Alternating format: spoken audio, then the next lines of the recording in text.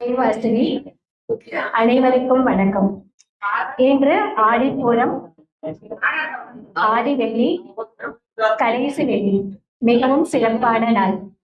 இந்த சிறப்பான நாளில் எனக்கு ஒரு வாய்ப்பையும் தந்து இந்த நாளுக்கு தகுந்த ஒரு தலைப்பையும் தந்த அண்ணன் அவர்களுக்கு நன்றி. இந்த ஸ்பீச் முடிந்த பிறகு கேள்விகள் கேட்கப்படும். பரிசு ஸ்ரீமதே ராமானுஜாய நமக. அல்லினால் தாமரை மேல் அரங்கிலன் இன் துணைவி மல்லி நாடாண்ட மதமையில் மெல்லியலால் ஆயர் குல வேந்தன் ஆகத்தால் தென்புதுவை வேயர் பயந்த விளக்கு சூடி கொடுத்த சுடற்கொடியாம் கோதை நாச்சியார் அவதரித்த இந்த புனிதமான ஆடிப்பூர திருநாளில் ஆண்டாளின் திருவடிகளை வணங்கி இன்றைய சிறப்புரையை தொடங்குவோம். ஆண்டாளும் ஆடி மாதமும் என்ற தலைப்பில் ஒரு தெய்வீக பயணம். இந்த பயணத்தின் தொடக்கமாக ஆண்டாள் வரலாற்றை, அதாவது ஆண்டாள் பிறப்பு முதல் ஆண்டாள் திருமணம் வரை ஒரு சுருக்கமாக பார்க்கலாம். எல்லாருக்கும் இது தெரிந்ததுதான், அதனால் சுருக்கமாக பார்க்கலாம். பாண்டிய நாட்டில் ஸ்ரீவில்லிபுத்தூர் என்னும் அழகிய ஊரில் விஷ்ணு சித்தர் என்ற ஒரு வைணவ பக்தர் இருந்தார். அவர் எம்பகவானுக்கு கைங்கரியம் செய்வது என்பது அவருக்கு மிகவும் பிடித்தமான ஒன்று. அதிலும் மாலை கட்டி தருவது என்பது மிகவும் அவருக்கு பிடித்தது. எப்படிப்பட்ட மாலைகளை கட்டுவார்? மனோரஞ்சிதம், செண்பகம், பாரிஜாதம், மகிழம்பூ, மல்லிகை, முல்லை, துளசி இது போன்ற நறுமணம் மிக்க மாலைகளை கட்டி பகவானுக்கு சாத்துவார். அந்த பூக்களை எப்பொழுது பறிப்பார்? எங்கு பறிப்பார்? நந்தவனத்தில் அதிகாலை வேளையில் பறிப்பார். ஏன் அதிகாலை வேளையில்? வண்டுக்களும் தேனீக்களும் அந்த பூக்களின் மேல் அமரும் முன்பு பூக்களை பறித்து விடுவார். அப்படி ஒரு நாள் நந்தவனத்திற்கு பூ பறிக்க சென்ற போது ஒரு துளசி செடியின் அடியில் ஒரு குழந்தை இருப்பதை பார்த்தார். அந்த குழந்தை மிகவும் அழகாக இருந்தது. அதன் முகத்தில் ஒரு தெய்வீக ஒளி. அதை பார்த்ததும் ஆழ்வார் மிகவும் சந்தோஷத்துடன் அந்த குழந்தையை தூங்கினார். அவர் எதை பற்றியும் யோசிக்கவில்லை. இந்த குழந்தை யார் குழந்தை, எங்கே இருந்து வந்தது, எப்படி வந்தது, இதையெல்லாம் கொஞ்சமும் யோசிக்கவில்லை. அந்த குழந்தையை தூக்கி வீட்டிற்கு வந்தார். அன்று என்ன நாள் தெரியுமா? ஆடிப்பூரம். பூரம் என்றால் செழுமை, வளர்ச்சி, பெருகுதல் என்று பொருள். பூரத்திற்கு அதிபதி யார்? சுக்கிரன். சுக்கிரன் என்றால் காதல், கலை, பக்தி, அழகு. அந்த குழந்தையும் அது போன்றுதான் இருந்தது. அந்த குழந்தைக்கு கோதை என்ற பெயர் சூட்டி வளர்த்து வந்தார். எப்படி வளர்த்தார்? நம்மை போல் யானை கதையும், புலி கதையும், சிங்கம் கதையும் துளிமா வளர்த்தார்? இல்லை. பகவானின் கதைகளை சொல்லி வளர்த்தார். பகவானின் நாமங்களை சொல்லி வளர்த்தார். அந்த குழந்தை வளர்ந்தது. தன் தந்தைக்கு அவர் செய்யும் கைங்கரியங்களில் உதவி செய்தது. பூ பறிப்பதிலும் மாலை கட்டி தருவதிலும் உதவி செய்தது. ஒரு நாள் விஷ்ணு சித்தர் வேறு ஒரு கைங்கரியத்தில் ஈடுபட்டிருந்ததால் அந்த குழந்தை தானே பூக்களை பறிந்து மாலை கட்டியது. அந்த மாலையை கட்டியவுடன் அவனுக்கு ஒரு எண்ணம் தோன்றியது. இந்த மாலையை தன் கழுத்தில் போட்டு பார்க்கலாம் என்று. அதனால் தன் கழுத்தில் போட்டுக்கொண்டு கண்ணாடியில் பார்த்தது. இங்கே நாம் கண்ணாடியில் பார்ப்பது என்பது அவளுடைய அழகை பார்க்க வேண்டும் என்பதற்காக அல்ல. தனக்கு போட்டுக்கொண்டால் பகவானுக்கு எப்படி இருக்கும் என்ற ஒரு உணர்வு அவளுக்கு தெரியும் அல்லவா?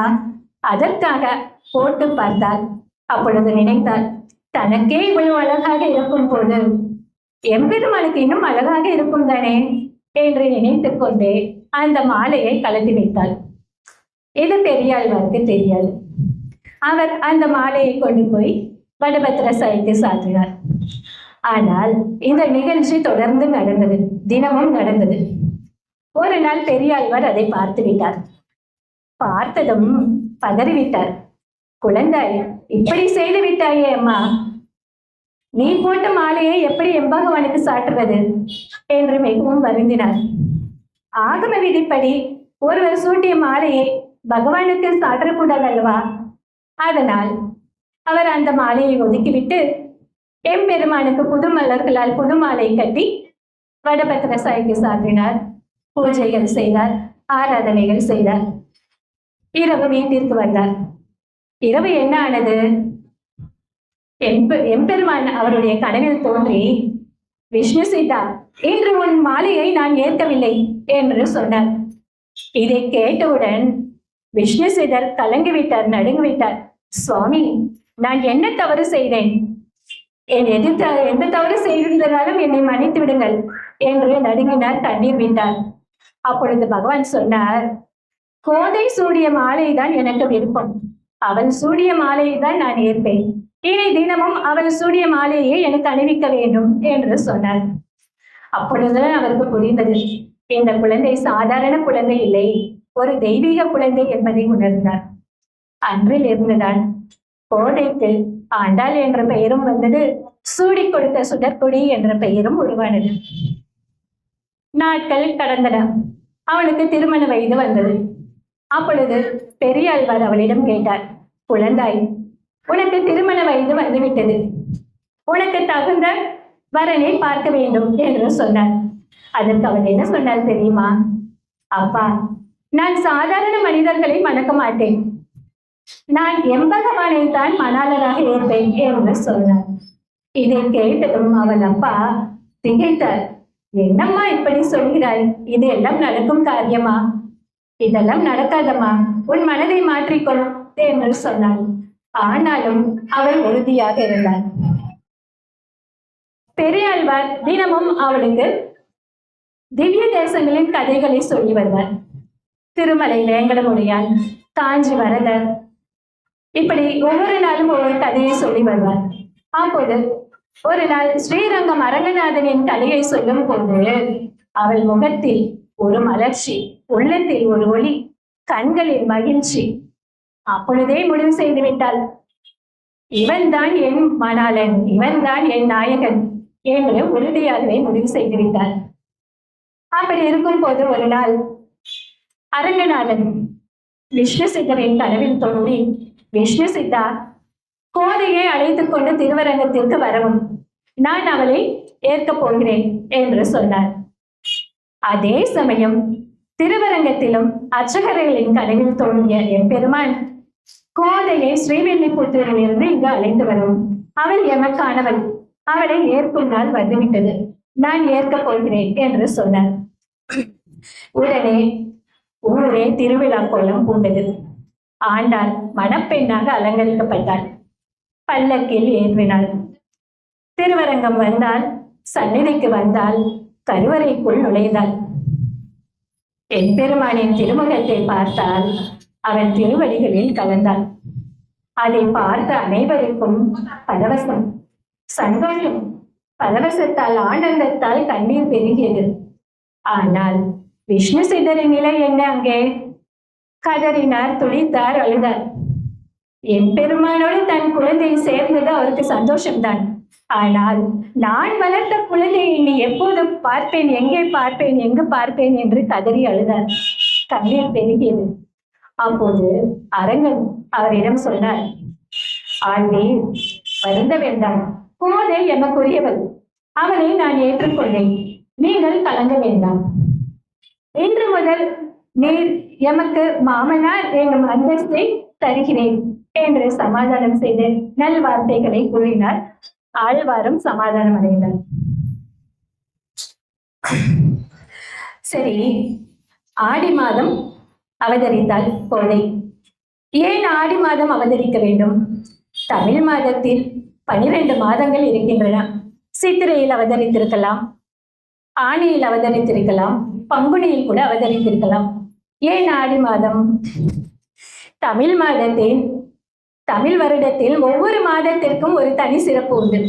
சித்திரை என்றால் தர்மத்தின் தொடக்கம், வைகாசி என்றால் இறைவனின் அருளை பேசுவது, ஆடி என்றால் கைங்கரியத்தின் பெருமையை எடுத்துரைப்பது, ஆடி மாதம் பக்தியை வெளிப்படுத்தும் மாதம். ஆடி மாதம் தட்சிணாயனத்தின் தொடக்க காலம். உத்தராயணம் என்பது தேவர்களின் பகல் காலம், தட்சிணாயனம் என்பது தேவர்களின் இரவு காலம். ஆடி என்பது அந்த இரவின் தொடக்கம், அதாவது மாலை நேரம். நம் மாலை நேரத்தில் என்ன செய்வோம்? நம் வீட்டில் விளக்கு ஏற்றுவோம்.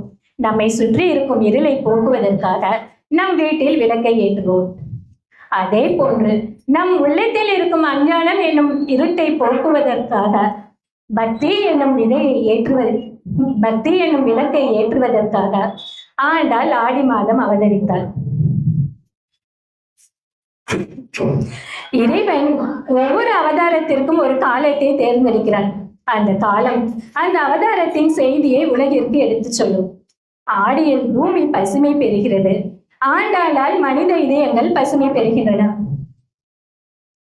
நாம் பூமாதேவியை, ஆண்டாளை பூமாதேவியின் அவதாரம் என்று சொல்கிறோம்.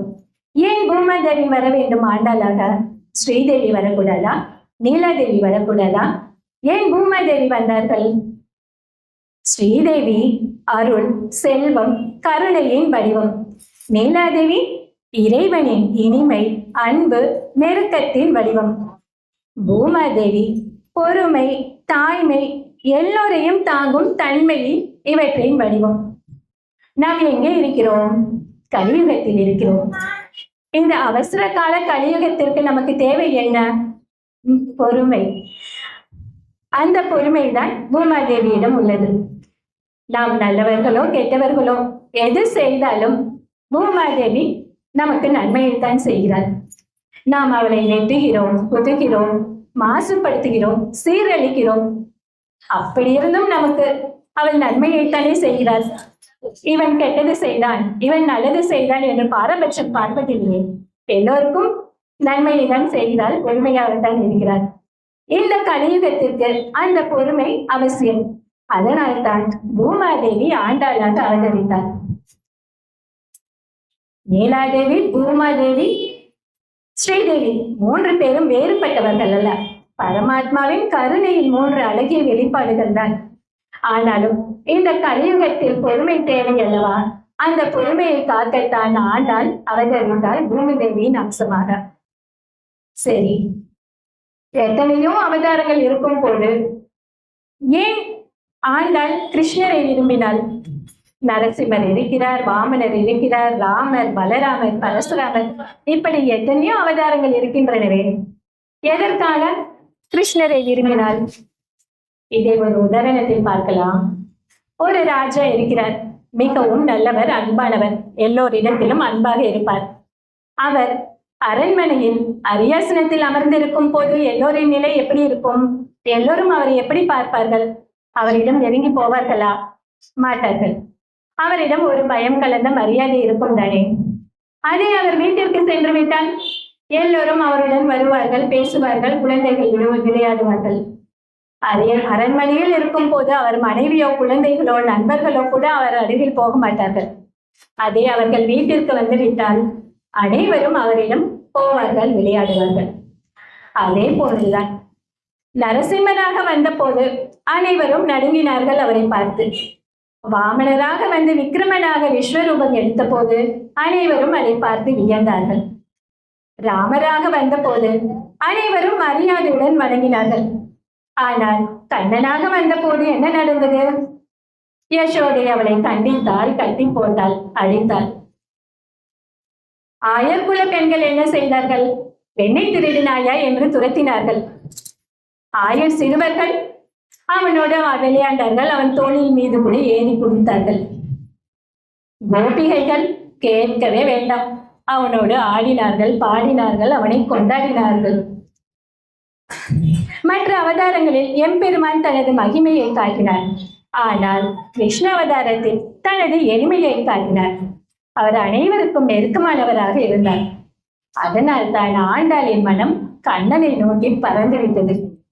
அந்த கண்ணனை வரவழைப்பதற்காக ஆண்டாள் எத்தனை முயற்சிகள் எடுத்தால் தெரியுமா? எத்தனை விரதங்கள் இருந்தால், எத்தனை பேரை தூது அனுப்பினால் தெரியுமா? இதையெல்லாம் நாம் விஷ்ணு சகஸ்ர நாமத்தின் 167வது நாமத்தில் 160வது பகுதியில் பார்த்திருக்கிறோம். நினைவிருக்கிறதா? சரி, இப்படி கிருஷ்ணனைத்தானே விரும்பினாள். அப்படி என்றால் அவள் தன்னை ருக்மிணியாகத்தானே பாவித்திருக்க வேண்டும். ஏன் கோபிகையாக பாவித்தாள்? இதற்கு நிறைய காரணங்களை சொல்லலாம். ஸ்ரீமத் பாகவதத்தில் வியாசர் தசமஸ்கந்தத்தில் கோபிகைகளின் பக்தியை எப்படி வர்ணித்திருப்பார் தெரியுமா? அந்த உயர்ந்த பக்தியை வர்ணிப்பார் பாருங்கள், அவ்வளவு அருமையாக இருக்கும். அந்த கோபியர்கள் கிருஷ்ணரிடம் எதையும் கேட்கவில்லை. செல்வம் கேட்கவில்லை, புகழ் கேட்கவில்லை, சொர்க்கம் கேட்கவில்லை, எதையும் கேட்கவில்லை. அவர்கள் விரும்பியதெல்லாம் கிருஷ்ணன் மட்டும்தான். கிருஷ்ணன் மட்டும் போதும் என்ற நிலைதான். அதனால் தான் கோபியர்களின் பக்தியை அனன்ய பக்தி என்று விளக்குகிறார்கள். ஆண்டாலும் அந்த அனன்ய பக்தியை தான் தேர்ந்தெடுத்தார். அடுத்து ருக்மிணி ஒரு மகாராணி, கோபிகைகள் சாதாரண மக்கள். ருக்மிணி ஒரு அரசகுமாரி. கோபிகைகள் சாதாரண ஆயர் குல பெண்கள் தானே. அவர்களிடம் இருந்த ஒரே செல்வம் என்ன? கிருஷ்ணரின் மீது வைத்த அன்பு. ஆனால் ருக்மிணியிடம் இருந்தது கல்வி, செல்வம், அரச மரபு அனைத்தும் இருந்தன. ஆனால் கோபிகைகள் விரும்பிய அந்த சாதாரண செல்வமான கிருஷ்ணரை தான் ஆண்டாள் விரும்பினாள். அந்த எளிய பக்தியாக இருக்கவே அவள் விரும்பினாள். அடுத்து ருக்மிணி கிருஷ்ணனின் பட்ட மகிழ்ச்சி. அது ஒரு அரச நிலைதானே. ஆனால் கோபிகைகள் எந்த பதவியும் பெறவில்லையே. அவர்கள் பெற்றது எல்லாம் கிருஷ்ணனின் இதயத்தை மட்டும்தான். ஆண்டாளுக்கும் அதுவே போதுமானதாக இருந்தது. அவள் எந்த பதவியும் விரும்பவில்லை, கிருஷ்ணரின் அன்பை மட்டும்தான் விரும்பினாள். ஒரு சமயம் நாரதர் கிருஷ்ணரை பார்க்க வந்தார். அப்பொழுது ருக்மிணியிடம் கேட்டார், தாயே, பகவான் யாரிடத்தில் மிகவும் பிரியமானவராக இருக்கிறார்கள் என்று நீங்கள் நினைக்கிறீர்கள் என்று கேட்டார். அதற்கு ருக்மிணி சொன்னாள், பகவான் எல்லோரிடத்திலும் சமமான அன்பைத்தான் வைத்திருக்கிறார். ஆனாலும் கூட இந்த பாண்டவர்கள் மீது ஒரு தனி பாசம் இருக்கத்தான் செய்கிறது. அப்படித்தான் நான் நினைக்கிறேன் என்று சொன்னாள். நாரதர், அப்படியா சொல்கிறீர்கள்? சரி, நாம் இதை சோதனை செய்து பார்த்து விடலாமா என்று சொன்னார். ருக்மிணியும் சரி என்று சொன்னார். அப்பொழுது ஒரு நாள் கிருஷ்ணர் மிகவும் வயிற்று வலியால் துடிப்பது போல நடித்தார். எல்லோரும் வந்தார்கள், வைத்தியர்கள் வந்தார்கள், அரச வைத்தியர்கள் வந்தார்கள். எதுவும் செய்ய முடியவில்லை. முனிவர்களை கூட்டி வந்தார்கள். ஏதாவது மந்திரம் அது இது என்று சொல்லி சரி செய்யலாமா என்று பார்ப்பதற்காக முனிவர்களை கூட்டி வந்தார்கள். சரியாகவில்லை. அது நிஜமான வயிற்று வலியாக இருந்தால் தானே சரியாகும். இது எப்படி சரியாகும்? அப்பொழுது நாரதர் சொன்னார், பகவான் மீது உண்மையாக பக்தி வைத்திருப்பவர் ஒருவரின் பாதத்தூளியை பகவானின் தலையில் வைத்தால் அவருடைய நோய் சரியாகும் என்று சொன்னார். இதை கேட்டதும் என்ன ஆனது? எல்லோரும் ஓடி வந்தார்களா? சரி, நான் தருகிறேன், நீ தருகிறேன் என்று ஓடி வந்தார்களா? என்ன? யாரும் வரவில்லை. நாரதரும் அனைவரிடமும் கேட்டார். தேவர்களை கேட்டார், முனிவர்களை கேட்டார், ராஜாக்களை கேட்டார், சாதாரண பிரஜைகளிடம் கூட கேட்டார். ஆனாலும் யாரும் முன்வரவில்லை. ஏன்? தன்னுடைய பாதத்தூளியை பகவான் தலையில் வைத்தால் அது பாவம் தானே. அந்த பாவத்தால் தனக்கு நரகம் தானே கிடைக்கும். அதனால் யாரும் கொடுக்க மறுத்துவிட்டார்கள். யாரும் தரவில்லை. வேற என்ன செய்வது? நாரதர் நேராக விருந்தாவனம் சென்றார். அங்கே கோபியர்களிடம் சொன்னார் இந்த மாதிரி விஷயம் என்று. உடனே என்ன ஆனது? அனைவரும் பதறினார்கள். உடனே தங்களது பாத தூசியை சேகரித்து ஒரு துணியில் முடித்து நாரதரின் கையில் கொடுத்து, போங்கள், சீக்கிரம் போங்கள், நாரதரின் கிருஷ்ணரின் நோயை குணப்படுத்துங்கள் என்று சொன்னார்கள். அதை பார்த்து நாரதர் கேட்டார் அவர்களிடம், என்னம்மா பெண்களை இப்படி செய்கிறீர்கள்? நீங்கள் ஒரு க்ஷணம் கூட யோசிக்கவில்லை இப்படி செய்வதற்கு. நீங்கள் இப்படி செய்தால் உங்களுடைய பாத தூளியை பகவான் தலையில் வைத்தால் உங்களுக்கு பாவம் தானே சேரும். அதனால் உங்களுக்கு நரகம் தானே வரும் என்று சொன்னார். அதை கேட்டதும் அந்த பெண்கள் என்ன சொன்னார்கள் தெரியுமா? அதை பற்றி எல்லாம் எங்களுக்கு கவலை இல்லை. முதலில் நீங்கள் அவரை போய் குணப்படுத்துங்கள். கிருஷ்ணர் நலமாக இருந்தால் அதுவே எங்களுக்கு போதும். எது நடந்தாலும் பரவாயில்லை, நாங்கள் நரகம் போனாலும் பரவாயில்லை, நாங்கள் அங்கே போய் பார்த்துக் கொள்கிறோம், நீங்கள் முதலில் புறப்படுங்கள் என்று துரத்தாத குறையாக துரத்தி விட்டார்கள் நாரதரை. நாரதரும் வந்தார். கிருஷ்ணரின் தலையில் வைத்தார் அந்த பாதத்தூளியை. உடனே கிருஷ்ணர் புன்னகைத்துக் கொண்டே எழுந்தார். அதை பார்த்து ருக்மிணி உட்பட அனைவரும் வியந்தார்கள். அப்பொழுது கிருஷ்ணர் சொன்னார், இதுதான் உண்மையான பக்தி. சொர்க்கம், நரகம், புண்ணியம், பாவம் என்று எதையும் கணக்கிடாமல் தன்னை மறந்து இறைவனுக்காக வாழ்வதே பரமபக்தி என்று சொன்னார். அந்த பக்தியை தான் ஆண்டாள் விரும்பினாள். அதனால் தான் ஆண்டாள் தன்னை கோபினியாக பாவித்தாள். ஆண்டாள் தன்னை கோபியாக எண்ணியது பாகவதத்தில் உள்ள பக்தியை தன் வாழ்க்கையில் அனுபவிக்க வேண்டும் என்ற ஏக்கம். அதாவது அவள் வெறும் கதையை படிக்கவில்லை, அந்த கதையினுள் நுழைந்து அதாகவே வாழ்ந்தாள். எப்படி தெரியுமா? ஒவ்வொரு நாளும் பெரியாழ்வார் பாகவதம், ராமாயணம், மகாபாரதம் என்ற அதில் வரும் பகவானின் திருவிளையாடல்களை அவளுக்கு கதையாக சொல்லுவார். அதிலும் முக்கியமாக ஆயர்பாடியில் நடக்கும் திருவிளையாடல்களை கேட்கும் போது கோதை என்ன சொல்வார் தெரியுமா? அப்பா, நிஜமாவே கண்ணன் வெளியே திருகிறான்பா, அதனால கோபியர்கள் அவனை துரத்தினார்களாம். அச்சோ, அவன் கால் வலிக்கும் தானேப்பா, ஓடி ஓடி கால் வலிச்சுமே. அப்பா, யசோதாமா நிஜமாவே அவனை கட்டி போட்டாங்களா? அச்சோ, வலிச்சிருக்குமே அப்பா. ஏன்பா யசோதாமா இப்படியெல்லாம் கட்டி போட்டாங்க, அடிச்சாங்க? அப்பா, நானும் ஆயர்பாடியில் பிறந்திருந்தால் அவனோடு விளையாண்டு இருப்பேன் அல்லவாப்பா என்று அந்த சிறுமியின் மனம் ஏங்கும். அதனால் ஆண்டாள் ருக்மிணியாக ஆக விரும்பவில்லை, எப்பொழுதுமே கோபியாக ஆகத்தான் விரும்பினாள். ஆனால் இறைவன் அவளை அதைவிட உயர்ந்த நிலைக்கு கொண்டு சென்றானே. அவள் விரும்பியது கோபிகையின் பக்தி. ஆனால் இறைவன் கொடுத்தது என்ன?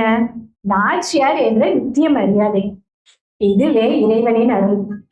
நாம் அவளை நோக்கி ஒரு படி சென்றால் அவன் நம்மை 100 படிகள் உயர்த்தி விடுவான். சரி, ஆண்டாள் கண்ணனை விரும்பினாள். ஆனால் ஏன் திருவரங்கம் சென்றாள்? திருப்பதிக்கு சென்றிருக்கலாம், காஞ்சிபுரத்திற்கு சென்றிருக்கலாம், ஏன் அவன் வாழ்ந்த மதுராவிற்கோ துவாரகைக்கோ சென்றிருக்கலாம். அது கூட வேண்டாம், அவள் அருகில் இருக்கும் திருமாஞ்சோலை கூட சென்றிருக்கலாம் அல்லவா? ஏன் திருவரங்கம் சென்றாள்? திருவரங்கம் என்பது பூலோக வைகுண்டம்.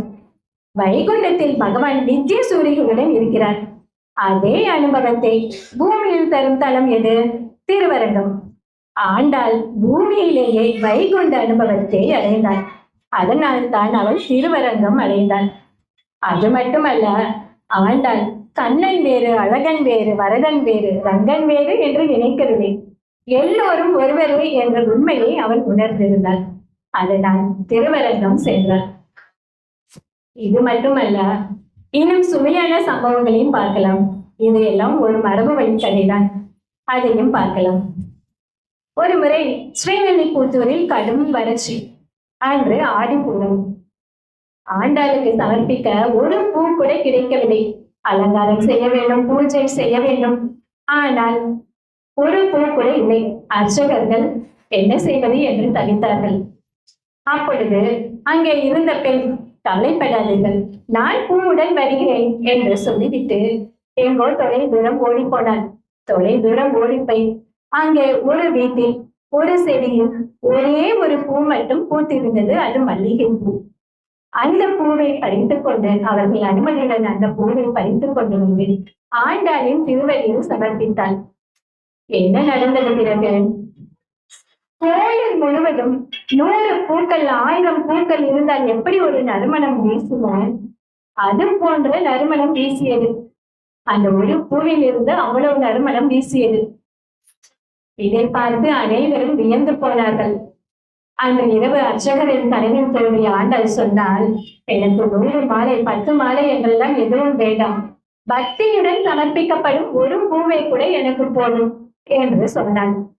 அதே மாதிரி இன்னொரு சம்பவம். ஒரு சமயம் அதே ஆடிப்புறம் அன்று ஆண்டாளுக்கு அலங்காரம் செய்வதற்கு அந்த ஊர் ராஜா தங்க நகைகளை கொடுத்தனுப்பினார். கிரீடம், மாரம், ஒடியானம், வளையல், மூக்குத்தி, கம்மல் என்று எல்லா நகைகளையும் கொடுத்தனுப்பினார். அலங்காரம் செய்யும் போது என்ன ஆனது? ஒரு வளையல் தான் இருந்தது, ஒரு வளையலை காணவில்லை. எல்லோரும் பயந்து விட்டார்கள். ஒரு வளையலை வைத்து எப்படி அலங்காரம் செய்ய முடியும்? அது மட்டுமா, ராஜா கொடுத்து அனுப்பியிருக்கும் நகைகள். ராஜா வந்து கேட்டால் என்ன செய்வது? எங்கே வளையல் என்றால் என்ன சொல்வது, என்ன செய்வது? காணவில்லை என்று சொன்னால் தண்டனை தானே கிடைக்கும். எல்லோரும் நடுங்கி பயந்தார்கள். அப்பொழுது எங்கிருந்து ஒரு சிறுமி வந்தார். பயப்படாதீர்கள், ரங்கன் இருக்க பயமே, இதோ நான் வருகிறேன் என்று சொல்லி அந்த கோயிலின் குளத்திற்கு சென்றார். ஒரு தாமரை பூவை பறித்தால், அதன் தண்டை உதைத்தாள், அதை வளையல் போல் வளையமாக வளைத்தாள். ஆண்டாளின் திருக்கரங்களையும் பொருத்தினாள். என்ன ஒரு அதிசயம்! அதை பொருத்தியவுடன் அந்த பச்சை காம்பு தங்கமாக ஜொலித்தது. அது மட்டுமல்ல, அந்த வலையில் இருந்து தாமரை பூவின் வாசமும் வந்தது. அதன் பிறகு அந்த சிறுமியை பார்த்தால் காணவில்லை. எங்கே தேடியும் கிடைக்கவில்லை. ஆண்டாளே வந்து செய்ததாக இருக்கிறது அல்லவா? இது போன்ற பல பல சம்பவங்கள் நடந்து கொண்டேதான் இருக்கின்றன. ஆடிப்பூரம் வளைகாப்பும் சிறப்பு. ஆடி மாதம் பூர நட்சத்திரத்தில் ஆண்டாள் அவதார நாள் மட்டுமல்ல, ஆண்டாளுக்கு வளைகாப்பும் ரொம்ப விசேஷம்தான். ஏன் ஆடிப்பூரத்தில் வளைகாப்பு? ஆண்டாள் ரங்கனை தன் வயிற்றில் சுமந்த மாதிரி என்று ஒரு சொலவடை உள்ளது. அதாவது ஒரு தாய் குழந்தையை சுமப்பது மாதிரி. அதனால் ஆடிப்பூரம் அன்று ஆண்டாளை கர்ப்பிணி பெண்ணாக பாவித்து வளைகாப்பு செய்வார்கள். சுமங்கலி பாக்கியம், குழந்தை பாக்கியம் கேட்டு பெண்கள் இந்த வழிபாடு செய்வார்கள். சரி, அது என்ன ரங்கனை வயிற்றில் சுமந்த மாதிரி? அதாவது வயிற்றில் சுமந்த மாதிரி என்பது கருவில் சுமந்ததாக சொல்லக்கூடாது. அவள் தன் மனதில் சுமந்தாள் அல்லவா, உயிரில் சுமந்தாள் அல்லவா, அதைத்தான் இங்கே வயிற்றில் சுமந்த மாதிரி என்று சொல்கிறார்கள். ஸ்ரீவில்லிபுத்தூரில் ஆடிப்புறம் 10 நாள் உற்சவம் விசேஷமாக நடக்கும். மிகவும் விசேஷமாக இருக்கும். அதில் முக்கியமாக 5 சடங்குகள் செய்வார்கள். என்ன தெரியுமா? வளையல் சாத்துதல், தங்கத்தளிகை, வளையல் பிரசாதம், திருத்தேர், வெண்ணெய் சாத்துதல். வளையல் சாத்துதல் என்றால் பச்சை கலர் கண்ணாடி வளையல்களால் 1008, 2008 என்ற வளையல்களால் அலங்காரம் செய்வார்கள். தங்கத்தளிகை என்றால் தங்க நகைகளை கூட்டி அலங்காரம் செய்வார்கள்.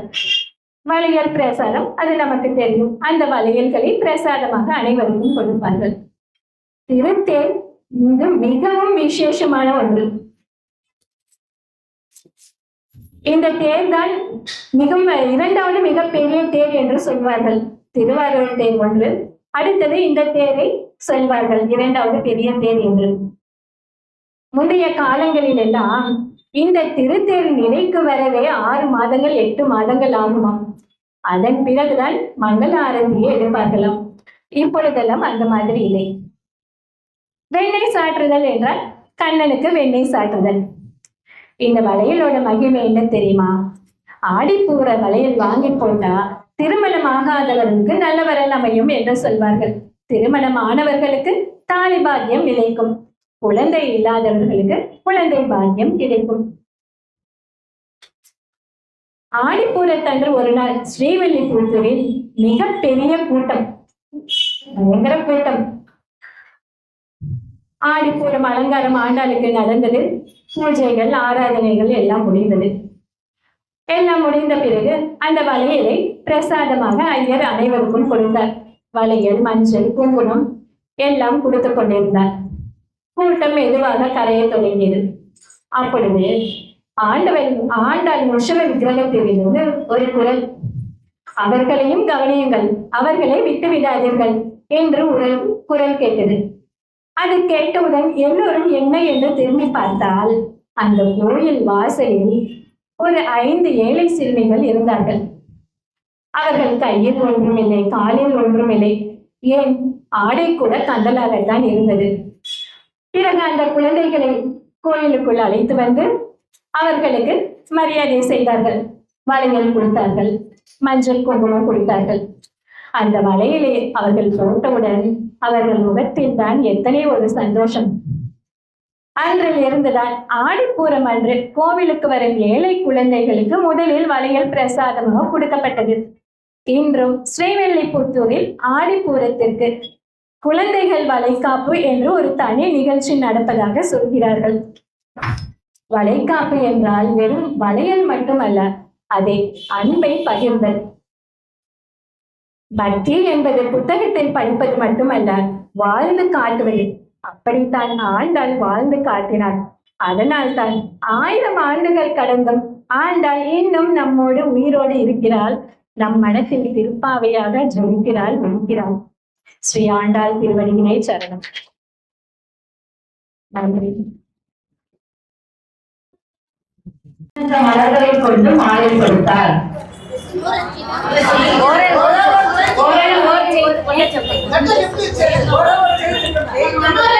செண்பகப்பூ, பாரிஜாதம், துளசி,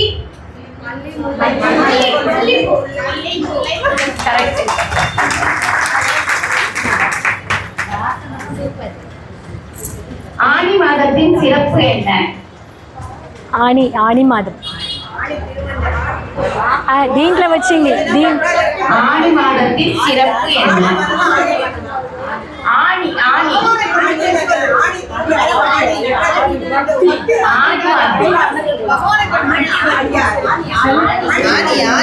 ஆனி ஆனி ஆனி மாதம் அன்றைக்கு 6 கால அபிஷேகம் நடைபெறும். மிகச் சிறந்த நட்சத்திரமான விசேஷமானது ஆடி திருவள்ளுவர். అత్తమ్మ ఈ కథలో వచ్చింది, మన స్పీచ్ లో వచ్చింది. ஆனி மாதத்தின் சிறப்பு என்ன?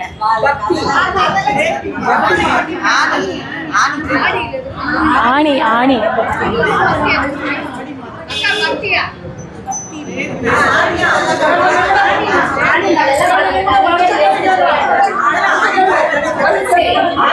தட்சிணாயனத்துக்கான ஆரம்ப காலம் அன்று ஆண்டாள் பிறந்த மாதம் ஆனி மாதம். ஆனி ஆனி ஆனி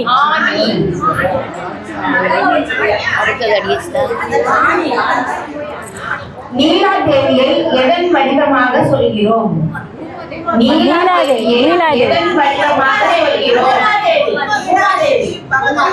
నీలాదేవి.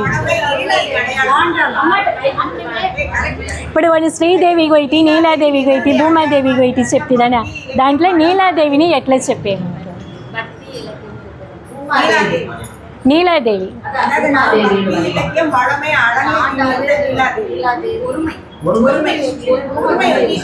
பொறுமை భూమాదేవి. కొంచెం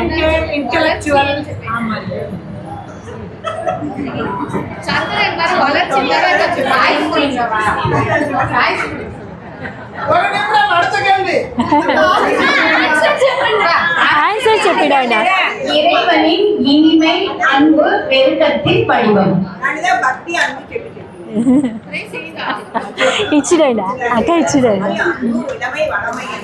దాంతో ఆన్సర్ని చెప్పిడా? ஆனி மாசம். ஆனி மாதத்தின் சிறப்பு என்ன? ராணியோட ஆன்சர் கைங்கரியத்தின் பெருமையை எடுத்துரைப்பது.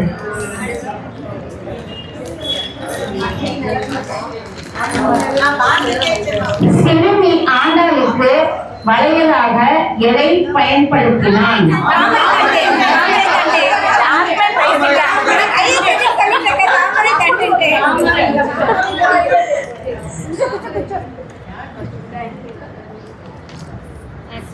கிருஷ்ணருக்கு எந்த நோய் ஏற்பட்டது?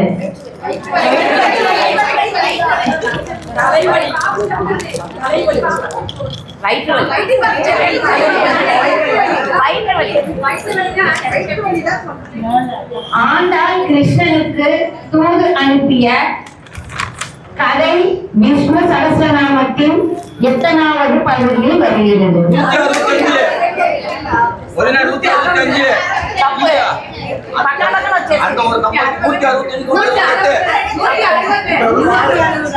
நூத்தி 60.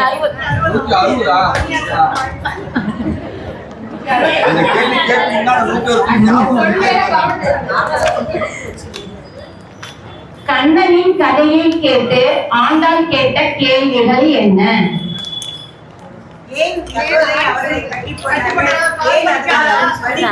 అది కొలాగా ఉంది. ஒரு gift மேல இல்ல.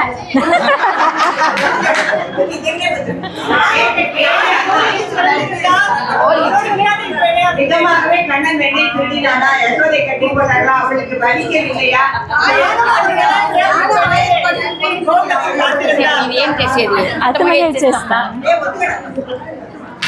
సరేనా సరేనా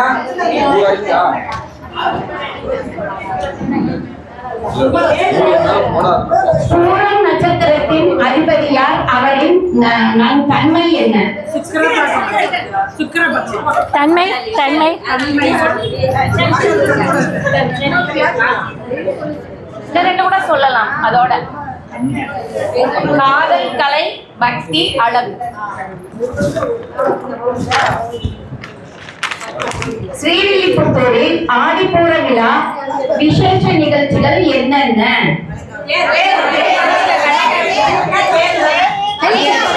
5 ஒண்ணு கரெக்ட், மீதி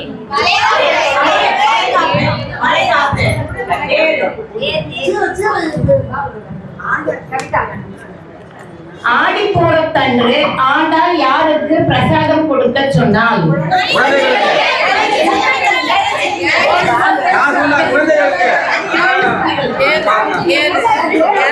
5 குழந்தைகளுக்கு.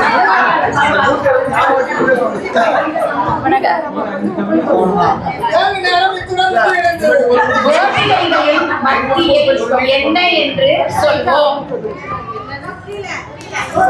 கோபிகைகளின் பக்தியை என்னவென்று சொல்வோம்?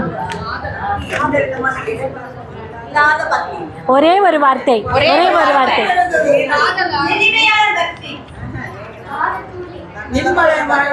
எனக்கு அனன்ய பக்தி. கேள்வி நானே, பதிலும் நானே.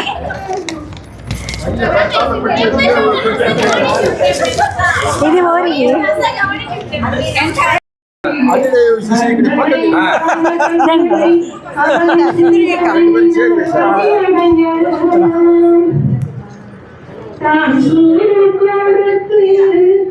பின்னர்